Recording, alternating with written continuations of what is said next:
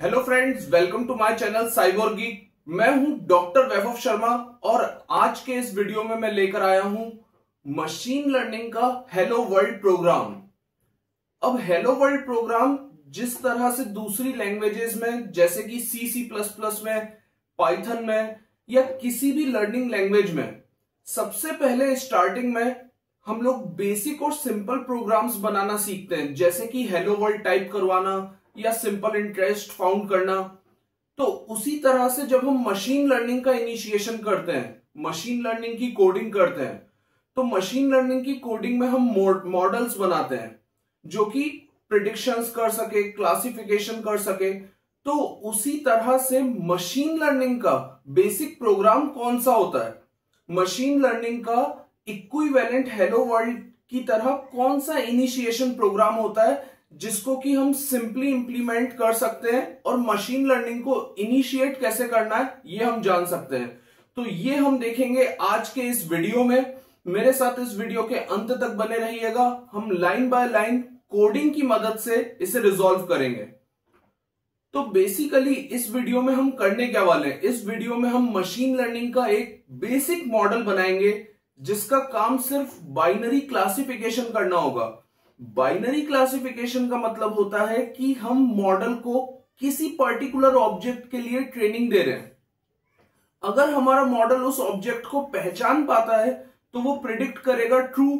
अगर हमारा मॉडल उस ऑब्जेक्ट को, अगर हम कोई सी भी इमेज के थ्रू सेंड करेंगे मॉडल को और अगर वो नहीं पहचान पाता है या इमेज में कोई दूसरा ऑब्जेक्ट होता है तो वो प्रिडिक्ट करेगा फॉल्स। तो ये है बाइनरी क्लासिफिकेशन और ये मशीन लर्निंग का बाइनरी क्लासिफिकेशन हम सबसे बेसिक मॉडल से करवाएंगे। तो इसे हम कह सकते हैं ये मशीन लर्निंग का हेलो वर्ल्ड प्रोग्राम है। तो स्टार्ट करते हैं।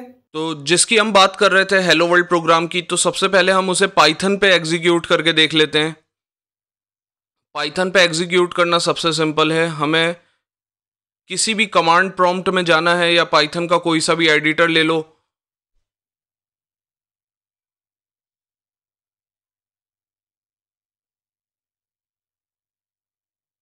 जैसे ही मैंने यहाँ पर हेलो वर्ल्ड प्रिंट करा और इसके लिए प्रिंट फंक्शन को मैंने यूज़ करा तो वैसे ही मेरे को आउटपुट मिल जाएगा हेलो वर्ल्ड। इसी तरह से हम इसे सी में एग्जीक्यूट करके देख लेते हैं।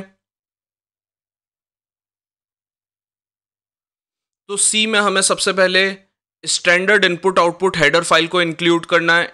इंट मेन फंक्शन के अंदर हमें ये लिखना है printf फंक्शन, जिसमें हम जो प्रिंट करवाना चाहे कर सकते हैं, जिसे हम एंड करेंगे एक सेमी कॉलन के साथ। हमें रिटर्न देना पड़ेगा 0 क्योंकि हमने मेन फंक्शन इंट लिया है, इंट मेन फंक्शन। तो इसको रन करके देख लेते हैं। यहाँ पे आउटपुट आप देख सकते हो हेलो वर्ल्ड आ रहा है, कोड एग्जीक्यूशन सक्सेसफुल है। बेसिकली ये प्रोग्राम हमें ये टीच करते हैं कि कोई सी भी प्रोग्रामिंग लैंग्वेज में हम एग्जीक्यूट कैसे कर सकते हैं अपने प्रोग्राम को, अपने फंक्शंस को। तो अब हम अपना मेन काम करते हैं जो कि है मशीन लर्निंग का हेलो वर्ल्ड प्रोग्राम जानना। तो अब हम बात करते हैं मशीन लर्निंग की। तो मशीन लर्निंग में मैंने चूज करा है गूगल कोलैब। आप ये काम जुपिटर नोटबुक पे भी कर सकते हो। यहाँ पे सबसे पहले हमें ये राइट हैंड साइड पर जहाँ पे रैम और डिस्क लिखा हुआ है, यहाँ पे हमें रन टाइम सेलेक्ट करना पड़ता है। तो यहाँ पे आप हार्डवेयर में CPU ले सकते हो, GPU ले सकते हो, जैसा आपका प्रोजेक्ट है। मैंने GPU लिया हुआ है, लेकिन ये छोटा सा काम करवा रहे हैं हम मॉडल से, वो CPU पे भी हो सकता है। आपको प्रोग्रामिंग लैंग्वेज चूज करनी है, जैसे कि पाइथन, R या जूलिया। अब जूलिया R तो हमारी लैंग्वेज है नहीं, हम पाइथन को चूज कर रहे हैं। इसे हमें सेव करा लेना है, फिर हमें कनेक्ट करना है। जैसे ही ग्रीन टिक आ जाएगा उसके बाद हम अपने प्रोग्राम्स को रन कर सकते हैं। तो अब हम यहाँ पर बात कर लेते हैं। सबसे पहले हमें क्या इंपोर्ट करना है, टेंसरफ्लो। टेंसरफ्लो को आप एक ओपन सोर्स प्लेटफॉर्म बोल लीजिए, टेंसरफ्लो को आप एक ओपन सोर्स सॉफ्टवेयर लाइब्रेरी बोल लीजिए, जिससे हम मशीन लर्निंग की एल्गोरिदम्स को एक्सेस कर सकते हैं, उनको ट्यून कर सकते हैं, मॉडल बना सकते हैं। तो हमने वो काम कर लिया। अब हमें चाहिए डेटा सेट। तो डेटा सेट हमने यहाँ पर चूज करा है एमनिस्ट डेटा सेट। ये डेटा सेट आप टेंसरफ्लो लाइब्रेरी से डाउनलोड कर सकते हो। अब एमनिस्ट डेटा सेट क्या है, ये बेसिकली 70,000 सैंपल्स का कलेक्शन है। ये सैंपल्स हैं डिजिट्स के और वो डिजिट्स है हमारी 0 से लेकर 9 तक। तो हमें बेसिकली जो हमें मॉडल बनवाना है वो 9 की 9 डिजिट्स को पहचानने के लिए नहीं बनाना है। हम कोई सी एक डिजिट चूज करेंगे, जैसे 1, 2 या 3। हम मॉडल बनाएंगे सिर्फ उस एक डिजिट को पहचानने के लिए। हमारा मॉडल उस डिजिट को सही से पहचान पाता है या नहीं पहचान पाता है। ये सारी डिजिट्स की इमेजेस हैं 70,000, और इन 70,000 इमेजेस का कलेक्शन है एमनेस्ट डेटा सेट, जिसे आप डाउनलोड कर सकते हो tf.keras.dataset से। और केरास क्या है? केरास एक एपीआई है टेंसरफ्लो की। एपीआई सिंपल फंक्शंस हमें प्रोवाइड करती है जिससे कि हम न्यूरल नेटवर्क के मॉडल्स बना सकते हैं, डेटा सेट एक्सेस कर सकते हैं। बैकएंड पे इसकी भले ही हैवी प्रोग्रामिंग हो, लेकिन आपका काम सिंपल फंक्शंस में, सिंपल लाइंस में हो सकता है। तो ये एमनेस्ट में हम सेव करवा लेते हैं डेटा सेट। दूसरा हमारा काम होता है कि जो भी डेटा सेट है उसे दो पार्ट में डिवाइड करना। एक है टेस्टिंग पार्ट और एक है ट्रेनिंग पार्ट। ट्रेनिंग पार्ट यानी कि जिस पे हम मॉडल को ट्रेन करेंगे, टेस्टिंग पार्ट जिस पे हम मॉडल का टेस्ट करेंगे कि मॉडल ने हमारे सही से काम किया है या नहीं किया है। तो इसको हम रन कर लेते हैं। ये हमारा रन हो चुका है यहाँ पर। अब हमारे को अगला काम क्या करना है? हमें डेटा, पहले हमें देखना है डेटा की इमेजेस कैसी हैं। तो हमें मैटप्लॉटलिब को हमारे को इंपोर्ट करना पड़ेगा। अब हम क्या कर रहे हैं, जो ट्रेनिंग डेटा था उसका जो इंडेक्स 0 पे जो इमेज है उसे हम सेव करवा रहे हैं सम डिजिट में। आप किसी और वेरिएबल में करवा सकते हो। अब क्योंकि वो इमेज है तो हमें उसे एक बार रीशेप करना पड़ेगा। उसकी हाइट और विड्थ हमें यूनिफॉर्म रखनी पड़ेगी सभी इमेजेस के लिए। तो हम ये जो इमेज है जो हम सम डिजिट में स्टोर करवा रहे हैं, पहले हम इसे रीशेप कर लेते हैं। इसको हम साइज दे रहे हैं 28x28 का। हालांकि ये सब इमेजेस भी इसी साइज में हैं, लेकिन फिर भी एक बार हम रीशेप कर लेते हैं। plt.imshow इसे यूज करके हम अपनी इमेज को विजुअलाइज कर सकते हैं। हमें जिस इमेज को विजुअलाइज करना है वो हम आर्ग्यूमेंट में देंगे। फिर हमने दिया है mpl.cm.binary, यानी कि हम जो इमेज है उसे ब्लैक एंड वाइट टेक्सचर में देखेंगे। और इंटरपोलेशन है नियरेस्ट, यानी कि जो नियर बाय पिक्सल का कलर होगा तो नियर बाय पिक्सल्स उस कलर्स को पिक करेंगे।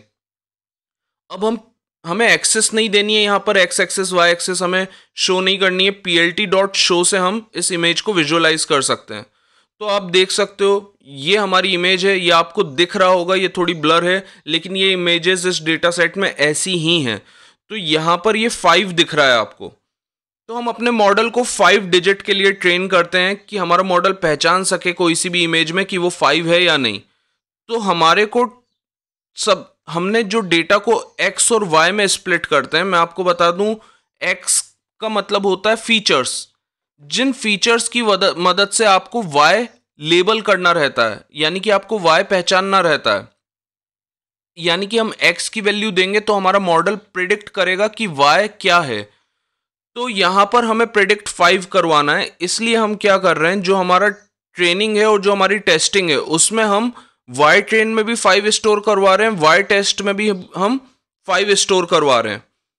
अब उसके बाद हमें क्या करना है, हम यहाँ पर जो इंपोर्ट करवा रहे हैं सिंपल सी हम चीज़ बना रहे हैं। हम तो ना यहाँ पर linear regression, polynomial regression, support vector machine, random forest, deep learning की तो बिल्कुल ज़रूरत नहीं है। हम यहाँ पर SGD क्लासीफायर इंपोर्ट करवा रहे हैं जो कि है स्टोकेस्टिक ग्रेडियंट डिसेंट।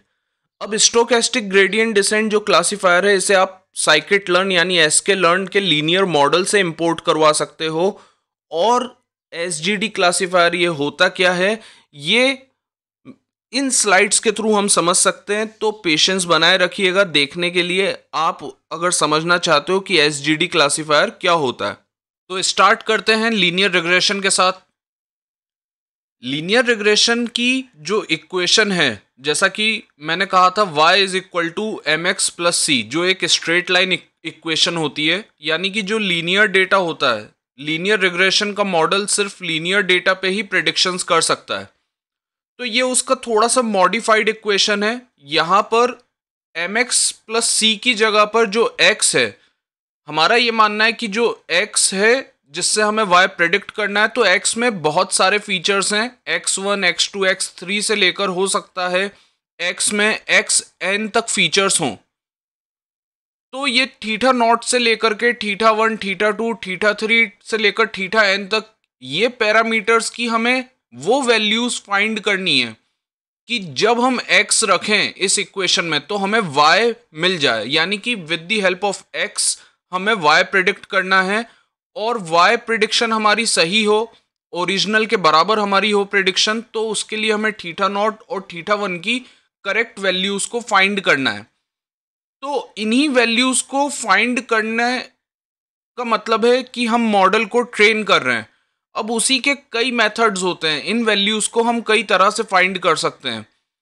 फिलहाल मैं आपको बता दूं, इसमें एक और वैल्यू है x1 के अलावा, वो है x नॉट, जो कि मल्टीप्लाइड है थीटा नॉट के साथ, बट वो इनविजिबल इसलिए है क्योंकि x नॉट की जो वैल्यू होती है, x नॉट की वैल्यू हमेशा 1 कंसिडर करी जाती है। तो ये बेसिकली लीनियर रिग्रेशन की इक्वेशन है। यहाँ पे हमारा ऑब्जेक्टिव है थीटा की वैल्यू को फाइंड करना। अब अगर पिछली इक्वेशन को मैं वेक्टराइज्ड फॉर्म में लिखूं तो वो कुछ होगी थीटा डॉट एक्स। यहाँ पे x जो है वो कलेक्शन है सभी फीचर्स का, और जो थीटा है वो कलेक्शन है सभी पैरामीटर्स का, थीटा नॉट से लेकर के थीटा n तक, जो हमें फाइंड करने हैं। तो इसको फाइंड करने के लिए हम थीटा के जो भी वेक्टर है थीटा, इसे फाइंड करने के लिए नॉर्मल इक्वेशन का हम यूज कर सकते हैं, यानी कि LHS और RHS में थीटा को हम LHS पे रख के जो हमारी इक्वेशन बनेगी वो कुछ ऐसी बनेगी, x transpose of multiplied by x to the power -1 फिर x ट्रांसपोज इनटू y, यानी कि हम डायरेक्टली कैलकुलेट कर सकते हैं थीटा इस इक्वेशन का यूज करके। तो एक मेथड तो ये होती है। दूसरी मेथड होती है ग्रेडियंट डिसेंट। अब दूसरी मेथड, ये वाली मेथड हर मॉडल में अप्लाई नहीं हो पाती है, वो तो लीनियर रिग्रेशन है जहाँ पे कि हमारे पास एक परफेक्ट स्ट्रेट लाइन इक्वेशन है जिसमें कि हम कुछ मैनिपुलेशंस के साथ हम थीटा को फाइंड कर सकते हैं उसी इक्वेशन से। जनरली थीटा को फाइंड करने के लिए हमारे को पहले कॉस्ट फंक्शन डिफाइन करना पड़ता है। तो अब कॉस्ट फंक्शन क्या होता है वो अभी अब हम देखते हैं। तो सबसे पहले कॉस्ट फंक्शन के बारे में मैं आपको बता दूं। कॉस्ट, इस नाम को आप हमेशा एरर के पैरेलल में रखिए, एरर्स, मिस्टेक्स के पैरेलल में, क्योंकि कॉस्ट उतनी ज़्यादा जितने ज़्यादा हमारे एरर। कॉस्ट ज़्यादा होने का मतलब हम नुकसान से उसको जोड़ते हैं। तो अगर आप यहाँ पर एक फॉर्मूला देखेंगे तो आपको दिखेगा कि यहाँ पर बताया गया है मीन स्क्वायर एरर। तो मीन स्क्वायर एरर क्या है ये हम देखते हैं। पहले तो मैं ये बता दूं, x और थीटा ये क्या था, ये था हमारा y प्रेडिक्शन, yi क्या है, हमारी ओरिजिनल वैल्यू। तो बेसिकली मीन स्क्वायर एरर में हम ये देख रहे हैं कि जो हमारा प्रेडिक्शन है वो ओरिजिनल वैल्यू से कितना दूर है। अगर ज़्यादा दूर है तो कॉस्ट ज़्यादा है, अगर कम दूर है तो कॉस्ट कम है। तो इस चीज़ को हम कॉस्ट फंक्शन कहते हैं।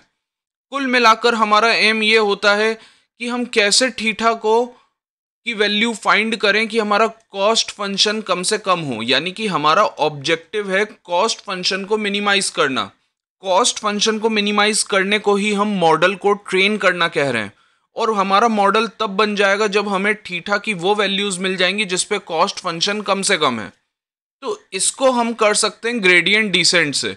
तो ग्रेडियंट डिसेंट जनरली क्या है, वो है डिफरेंशिएशन, यानी कि हम अब MSE थीटा जिसे हम कॉस्ट फंक्शन बुला रहे हैं, इसको मिनिमाइज करेंगे। तो उसको मिनिमाइज करने के लिए थीटा की वो कौन सी वैल्यूज होंगी जिस पे हमारा कॉस्ट फंक्शन मिनिमम होगा, तो इसके लिए हम मिनिमा फाइंड कर रहे हैं, और मिनिमा फाइंड करने के लिए हम डिफरेंशिएशन का यूज करते हैं। तो यहाँ पर जैसे ही MSE थीटा कॉस्ट फंक्शन का मैं डिफरेंशिएशन करूंगा विथ रिस्पेक्ट टू थीटा, तो यहाँ पर मुझे ये मिल जाएगा 2 डिवाइड बाय m। m यहाँ पर है नंबर ऑफ इंस्टेंसेस, यानी नंबर ऑफ सैंपल्स, यानी कि x के जितनी रोज हैं यहाँ पर। तो डेटा की काउंटिंग है ये बेसिकली m कि इतना है डेटा हमारे पास, इतनी वैल्यूज हमें y की प्रेडिक्ट करनी है, हमें y की m वैल्यूज प्रेडिक्ट करनी है। तो ये है batch gradient descent. Batch gradient descent में क्या होता है कि जो m है यानी टोटल नंबर ऑफ जो इंस्टेंसेस है, हम सभी पे एक साथ पैरामीटर को फाइंड करते हैं, यानी कि बैच में। ऐसा नहीं कि रैंडमली हमने कोई सा इंस्टेंस पर्टिकुलर रैंडमली हमने कोई सा x उठा लिया। जैसे x है तो x होगा, हो सकता है कि x की कई सारी रोज हों और एक रो में x के कई सारे फीचर्स हों। जो अभी हमने देखा था कि x के फीचर 1 से n तक हो सकते हैं, तो वो एक रो के थे। ऐसे x की कई सारी रोज हो सकती हैं जिस पे हमें y प्रिडिक्ट करना है। तो उसको बैच में लेकर के उन सभी पे जो हमने थीटा फाइंड करा है, तो वो है हमारा बैच ग्रेडियंट डिसेंट।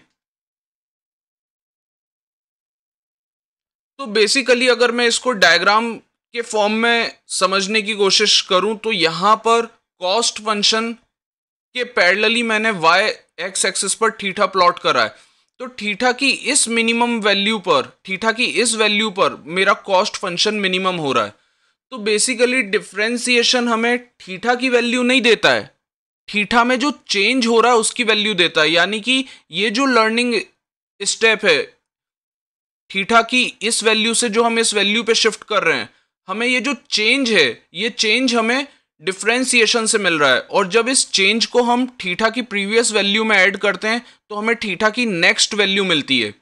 इस तरह से हम थीटा की नेक्स्ट वैल्यूज पता करते रहते हैं और तब तक पता करते रहते हैं जब तक कि हमें मिनिमम कॉस्ट फंक्शन ना मिल जाए।